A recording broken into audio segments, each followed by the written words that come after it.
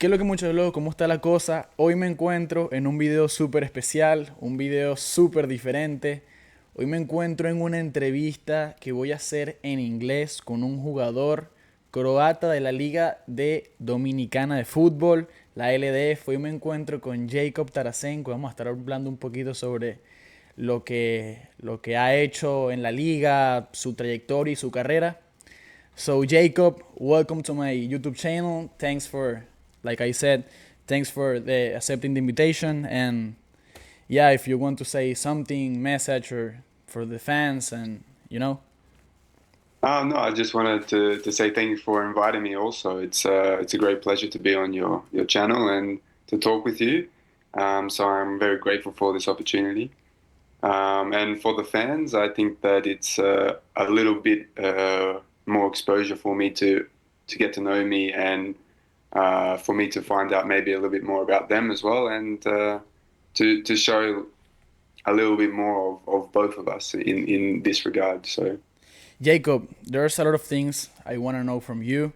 First of all, I want to know how does the football patience, like how you start playing football and where, when, how. Uh, Tell me. So originally, I'm born in Australia, Okay. and I was born and raised there until I was 14. I started when I was 9 years old, playing with my brother's football teams, and that's where I fell in love with football. Because I have two older brothers, and they just started to play football with their friends, and because my parents weren't into a lot of football back then. My dad, he was just into a lot of fishing and exploring, and my mum, she had from her side, because she is Croatian, her brothers playing as well, but it wasn't so big at that moment. And when my brother started, my other brother joined his team as well, and so naturally I just went along with them, and yeah, I just fell in love with it from there, and slowly progressed and progressed, and yeah, and that's when I moved to Croatia when I was 15. Okay, and at what age you start like playing professional or like in that like professional way? Yeah, you know, like you start taking football serious, like for living for football. So I mean, I always took football serious since I started. I just fell in love with it, and I had such a huge passion for it. I was training a lot when I was younger, like maybe 2 to 3 times a day. When I would wake up before school, be training like 1, 2 hours, go to school. At school, be like playing football all the time in the breaks. Then after school, I would do the little homework that I had, and I would go again and like before training and train before training and train at training, and and sometimes even train after training with my brothers just at home, just having fun. But when I was in Australia, I was in top academies, and I also represented Australia in a tournament in Malaysia. So basically, from the beginning, I've been in quite high academies, and I also after when I moved to Croatia, I played in Dinamo Zagreb, which is one of the best academies in the world and produces some of the best players in the world. Um, so I've always been into that professional area. However, and then also after Dinamo, I moved to England and I played there in Cambridge United, and that was kind of where I had a problem with communication with my agent and also the club, and something happened, and I stopped communication with my agent at the time, where I was going to sign another contract with Cambridge, and that's where I fell off. I started to play Sunday League. It's called Sunday League. It's Yeah, like yeah. the worst football in. I wouldn't say the worst football, but it's the basic amateur league, Yeah. in all areas, where people are just coming back from night outs, drinking, smoking, everything. It's just because I didn't have any, I Purpose guess, or goal. No, no, it wasn't that. It was just that I didn't have any connections when I was in England. Like Okay. it after that agent cut off with me, I was left with nothing, so I had to kind of start again. Um, and that was when I was 17, 18, you know. So it was a big difference, you know, from that professional stage to jump right Yeah. into the bottom of the bottom. Yeah. And Yeah. Keep talking. I'm sorry. no, no, no, I was just gonna say, and then I started to have other opportunities, and that's where I was playing like senior football from, you know, 16, 17, 18, um, and slowly working my way up again, and then finally coming back into an academy when I was 18, 19, and that was it, you know. Then from the professional point of view, I didn't come back into the professional game until I'd say maybe 3 or 4 years ago, um, just because I had some injuries that set me back. I injured my ACL twice on both legs, so that really set me back and set a lot of time away from football again. You know, so that was a big thing that hindered my potential of playing again professionally sooner than later. And how old are you now? I'm 28. Okay. Okay. So you say you played on Dynamo Zagreb. That's a big team in Europe, and in your academy days. Talk to me about that experience. Ah, I mean, I can still remember like the first few days that I arrived there because in Australia I was playing in the best of the best in my area, and it was a decent level. Like it was good, but there was not much competition.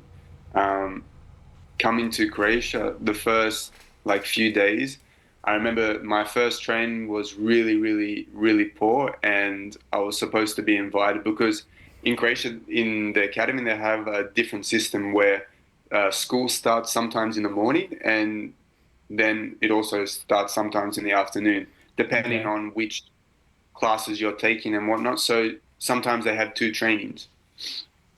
Well, most of the time they have two trainings, depending on the schooling system. So the coach invited me first to the morning training session, and I was supposed to come also to the afternoon session, but I played really poorly. And the coach told me like, just don't come this afternoon and come tomorrow. You know, on the next training in the afternoon where it's going to be more people. We're going to play. We're going to see how you are and everything. And I was stressing a lot after this because moving from Australia to come to Croatia So far for away. another exactly, and for an opportunity like this. Um, so and the next day, I let everything be with God.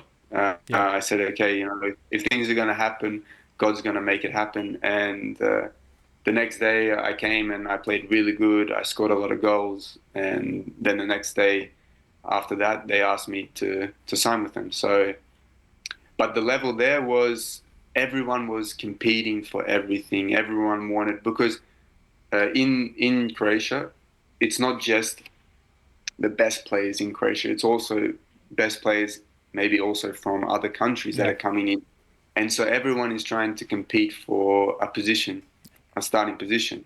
So the level is always you're giving your all the time. The trainings are top notch.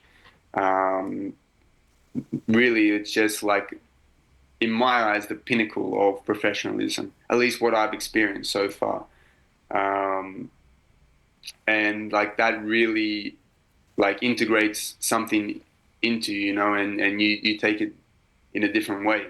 So like in Croatia, the standard was very good, very aggressive, very technical, very tactical as well. Um, and also the players had so much hunger and desire to keep on working and fighting, and that's why I think that Dinamo is probably the best, if not the best, in Croatia, uh, the academy, and produces so many players because of that, and also the coaches, the technical coaches. It's just another level. I think also a big aspect towards that is I don't know if you also have it here, but there's a lot of small football in the Okay. country. So everyone is playing small football after school, before trainings, after trainings, and it just integrates that, I guess, uh, like technical aspect that a lot of countries miss, because nowadays it's very different to what it was when I was raised up. Like when you Uh, when you say small football, you refer like to futsal or it's not technically futsal. It's more. It's kind of like futsal, but it's outside with playing on artificial grass in a okay, small okay. pit, Yeah, yeah, yeah. I like know what you four mean. v four, five v There, five, there there's sometimes. a lot of tournaments that here that play that type of football. And Mm. Jacob, changing the topic from Croatia to Dominican Republic, I want to know how do you get called to play here in the Dominican Republic at Atlántico? How's that story? So last season, last year, I was playing in Kosovo, Okay, uh, and I was talking with my girlfriend. She is also Dominican and Spanish. okay, And I was talking with her about possibilities of coming to Dominican Republic because she was actually coming here because she hasn't been here for a long time to visit her family. okay. And I said, have a look to see what the possibilities are here. We were talking with a few clubs, and they told me that their roster was already full. Yeah, So we were looking for the next best thing, and I wasn't thinking too much about it. And during the season in Kosovo, my girlfriend got back to me saying that there might be a possibility of one club that's interested in me. So I had a conversation towards the end of my season there with Ruben, the president of Atlántico. Atlántico. Okay. Yeah, and he said that he's interested in me coming to the club. He just wants me to come and show a little bit of myself because there's a new director coming in, which is the new head coach, Gabri. So I said, okay, it's no problem. I think that it will be fine. And it's first of all, it was because my girlfriend and I we were in a long distance relationship for the last year because I played in Bahrain and also Kosovo, and she couldn't live with me in Bahrain or she couldn't come in Kosovo. So I thought that it's a good opportunity for our relationship here to experience it and to be here in the Dominican Republic. But also it's good for my career Yeah, yeah, yeah. because it's something different and new and exciting as well. Yeah, and you play in a lot of countries. Like you say, Kosovo. You play in England, Croatia, Australia, and that's a lot of football from your part. And yeah, the Dominican Republic League. It's like racing. These years, like it's in probably the best moment of Dominican Mm. football. So, Jacob, I have a lot of questions. Talk to Passed me. away. Yeah, how do you feel about the weather, the difference from Kosovo, Croatia, cold countries to now coming to the DR, and exactly Puerto Plata, that is one of the of the hottest places here in the Dominican Republic. The language, how do you communicate with your teammates, and what do you think about the level, the football level? If there is there any good on and yeah. Okay, yeah. So coming to a hot country, I mean, I'm from Australia originally, Oh so it's yeah, yeah, quite yeah, hot and yeah. and You're kind right. of similar to here, but it's been maybe 10, 11, 12 years since I've been back to Australia Yeah, since yeah. coming abroad. So I've been living basically in cold countries for the last, you know, 10, 12 years, apart from Bahrain, where it's been similar climate as this, but more dry and um, more dusty and everything. The weather is really nice. I'm really enjoying the weather. I like that it's warm all the time, and it's perfect because I think it's different for a lot of people. But for me personally, when I live close to the seaside or somewhere close to nature, it's much more easier, and you have more, I guess, like the wind comes through, the breeze, it cools you down Yeah. a little bit. And also you can always go for a swim, which is perfect for the body anyway, Yeah. for recovery. So I really enjoy living in Puerto Plata. Like at the moment, I can't see myself anywhere else because it's just like the optimal lifestyle kind of, you have football, everything is close, you have the beach. Yeah. And what I really enjoy about Puerto Plata is that you don't need any kind of transportation. You can just walk Yeah, wherever you want because to everything go. is close. Yeah. Yeah, and it's not too big and it's not too small. So I'm really, really enjoying it there, and it's really nice.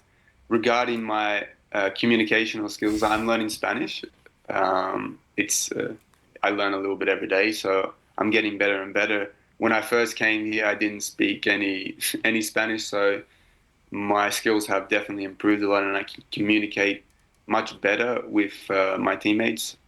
Some of them, there's a few that speak really good English, so it's easy for me to communicate with them. And if I need something, translated, I can talk to Yeah. Yeah. them. Yeah. But it's not. I think because I lived also in a lot of different countries and I needed to adapt to speaking Yeah. different languages. I think that I've managed to kind of being able to understand what the person wants to say, what the people are trying to talk about, and also trying to communicate in the best way possible to get them to understand with the limited vocabulary that I have. So it's going good. It can be better. Yeah. Of course. Sometimes, if I'm trying to have a deeper conversation, I need to use like Google Translate or something. However, I think that living in the country will allow me to pick Yeah. up the language much quicker. Um, and the football, I think that I wanna hear this. I think that it's a good level of football. However, there's things that, in my opinion, can be improved on. Yeah. Just like small little things. I think a lot of people maybe feel in this league that this is the highest that they can go.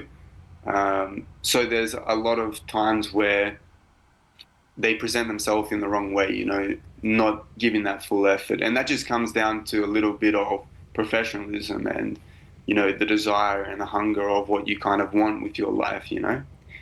However, I think that in this league, I think that it's growing fast. What I've seen in the previous seasons when I watched like some highlights and some videos, I think that it's definitely improved a lot more now. And I think with more competitors in the league, more clubs, I think that it's going to also increase the standard because there's going to be more players that are like international players that are going to come that are going to increase Yeah. the standards of the local players here. And I think that the aggression is good and everything. I think also the heat hinders the quality of football here as well because if you're having to stop every like 20 minutes to take water breaks, which Yeah. are needed, don't get me wrong, are needed, but if it was a little bit cooler climate, I think that the level and the standard of aggression would be even more higher than what it is now. You can only do so much with the heat. So, but I think that's just finding ways to balance out um, how to work around it. But I think it's really, really good. And I think the level is going to increase in the next few years as well. And I believe that it's getting better and better. Just being able to play in a tournament like this with 12 clubs, it shows that there's a lot of potential Yeah. for the league as well, which is going to be more powerful for the teams in the league. Having more competitors will make it more like it'll be able to be a harder league. It's not just that you're going to win the league so easily. I think that there's a lot of teams now, and I don't think that there is that many teams now that are solely focused on this Copa. Yeah. I think they're just wanting to see and see their players and see what's going to happen for the league. So I think that's going to be much, much stronger in the league when it comes to it. However, you still have your teams like OEM, Cibao, Delfinis that are really, really strong, that want to do more and more and more and more. So I think that that's the standard that needs to be there. I mean, even our standard at Atlántico is really good. We are just unfortunate a little bit this season with some of the results, and some of the decisions have gone in the wrong way through whether it be ref decisions or just a bit of unluckiness. But that's like the standards that are really going to be pushing for everyone else to kind of level up to, so that it makes the league more competitive. Yeah. Jacob, if you could change or add something to the Dominican Football League, what would it be? A lot of players Really that good question. a lot of players that I interviewed in the past, they said stadiums or maybe more clubs. Mm. I mean, I think, of course, the infrastructure Yeah, of the stadiums is a big thing, and I think that it can be improved. But for me, primarily, you need to be able to, like, you see Sabal's football stadium, you see I think it's Felix Sanchez. Yeah, the one in Olímpico. Pentar. Yeah, If you're not being able to fill those stadiums, I don't yeah, think that it's it's necessary yeah, at yeah, yeah. this level, you know? You You have a need to have point. more interest and everything. I Yeah, think, of course, there is some clubs maybe that need to, work on that kind of stuff. But I think more importantly is the infrastructure of like training pitches yeah. and Training perhaps facility. Yeah, training facilities. Exactly. I think that's one big thing. I think also like adding more teams to the league, which I think this Liga will be like that. I think there will be some teams that are going to come from the Copa. Um, and in general, I think for me at least, what I've seen and coming from Europe with my experience yeah. You is played a lot. You have a the lot of tactics, football knowledge. Yeah, the tactics of the football here. I think that there's a lot of lacking in terms of like understanding of football and understanding of positional plays, like what players need to be doing when they are in this position, or what they need to be doing, and how they can affect the game in a positive way in their position. I think a lot of the players' development maybe isn't the best. The education here, which yeah, is difficult, because it's still a growing country. yeah. When you come from a good education, you can see the lack of an education here. So, but I think that's probably the biggest thing that I would say is just first the education of football, because if you step up the education of football, that means the quality of football is going to go up, which means they're going to have more interest, which means that you're going to have more funds, which means that you're going to be able to put more money towards the facilities, which means that you can help putting more stadiums and fixing those facilities as well. But those are kind of the beginning of everything. That's the foundation of football in general, is just having a good education, learning and growing. And then that's going to bridge off into different directions, which is going to help the country progress. And I already see that it's progressing in the right way. It's just like that's the base of it, in my opinion.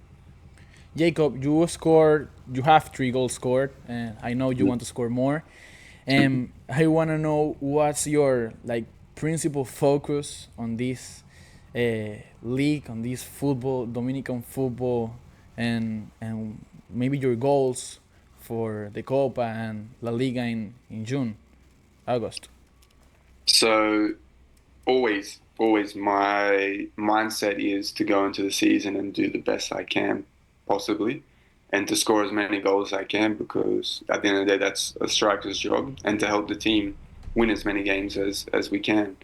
My objective when coming here was always to help the club win trophies basically, and help the club progress in that manner. I think that we really have a good group of guys in our club, and we also have a good coaches around us. Yeah, I think that with this, we only just need more time to.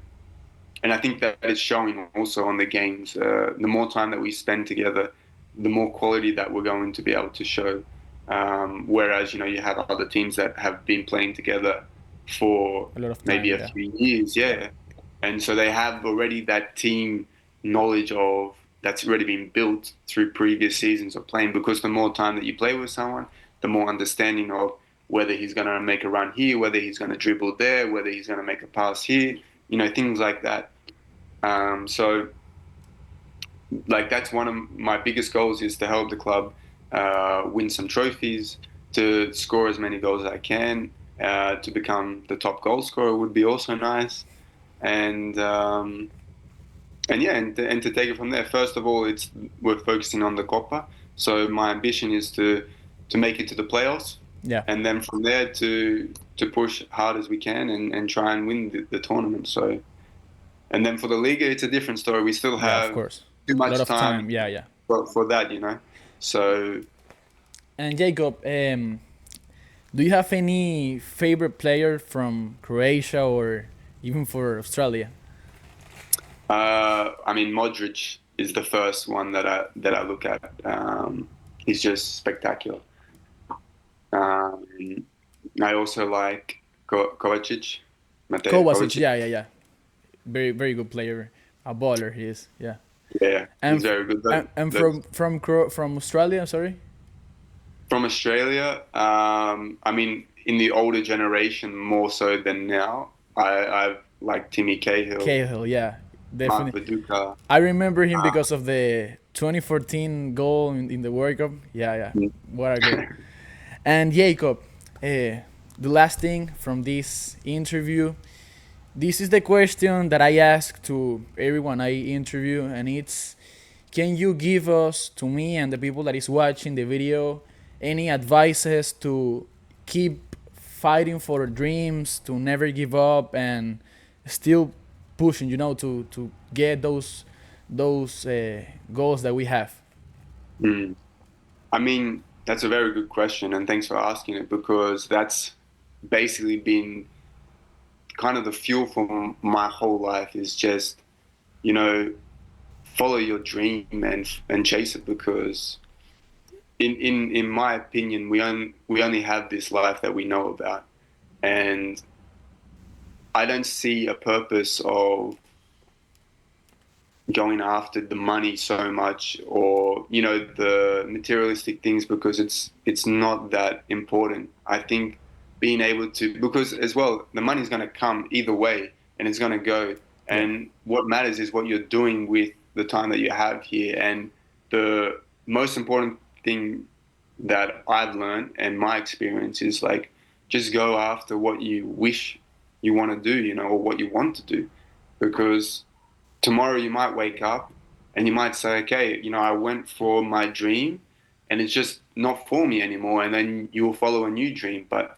if you go and because I have worked along playing football, and I know the the moment starts when you start to earn money, you start to make money, and you feel good about making money. So your dream starts to kind of slip away a little bit, and you start to just focus on, how can I make more money? yeah, And then eventually your dream is just going to pass away completely, and you're going to be stuck in a job perhaps that you're not really happy in, just earning good money, maybe having a decent life, but unfulfilled.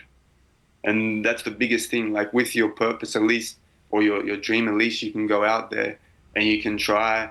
And if it doesn't happen, it's no problem. You can always go back to what you were doing before, or what you could be wanting to do in the future. So that's like my biggest thing, is like, just go after the goal, because you have limited time, especially as a football player. If someone wants to be a football player, you only have a time window of, until nowadays it's a little bit more, until you're 40. But usually the career is until you're 30, 32, 33. Then after that, that's it. It's finished. So you might as well chase it whilst you can, and do the best that you can, and put in all the effort that you can, because it's not going to happen if you don't. so Jacob, thank you for this interview. I think it's a really interesting video for the people. Thanks for letting me know more about you. This is my first video in English. I was kind of nervous, but you know, when we started talking, that was better. Thank you, Jacob, and I wish I see you in the games. Your next game is against Pantoja, if I'm not wrong. Yeah, and I wish to you all everything good, lucky, and all the good stuff. And thank you, Jacob. Thank you, Andreas, for inviting me here once again, and I'm grateful that we could have a discussion. And maybe next time I can speak Spanish, you know, depending on how good it is. But it will probably be the same as, probably worse than your English that you're speaking now. So, but your English is good. Don't get me wrong. Thank you. Jacob, one last thing. Did your teammates already teach you how to dance dembow, or not yet? No. Not yet. But maybe now after this video. Not yet. Jacob, thank you. Gente, este fue el video con Jacob Tarasenko. Un gran video muy interesante para todos ustedes. Y nada, ya saben lo que tienen que hacer. Apoyar, seguirnos y muchas gracias. Jacob, thank you. Thank you, Andres.